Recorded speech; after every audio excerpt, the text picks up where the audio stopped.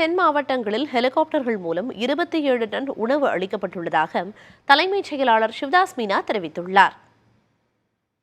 மாண்புமிகு முதலமைச்சர் அவர்கள் இவங்களோட அந்த பகுதியோட என்ன சூழ்நிலை இருக்கு, எல்லா மக்களுக்கு அனைத்து நிவாரண பொருள் பணிகள் அந்தந்த பகுதிக்கு சப்ளை பண்ணிருக்காங்களா, மக்களுக்கு ஏதாவது அந்த ஹெல்த் ஃபெசிலிட்டிஸ் மற்ற குடிநீர் போன்ற வசதிகள் எப்படி இருக்கு, அங்கே பால் சப்ளை மில்க் சப்ளை எப்படி இருக்கு, பவர் சப்ளையோட என்ன ஸ்டேட்டஸ் இருக்கு, அது அனைத்து சம்பந்தமாக இன்னைக்கு ஆய்வு கூட்டம் நடந்தது.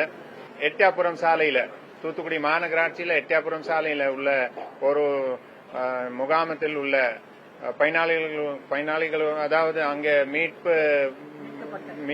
மீட்கப்பட்ட மக்களோட நேரடியாக 2 நபர்களோட மாண்புமிகு முதலமைச்சர் நேரடியாக வீடியோ கான்பரன்சிங் மூலமாக அவங்களோட பேசினாங்க. அவங்க எப்படி இருக்கிறாங்க, அவங்க பகுதியில தண்ணி வடிஞ்சிருச்சா, அந்த முகாமத்துல அனைத்து வசதிகள் அரேஞ்ச் பண்ணிருக்காங்களா, இதெல்லாம் விசாரிச்சு அவங்ககிட்ட நேரடியாக பேசினாங்க.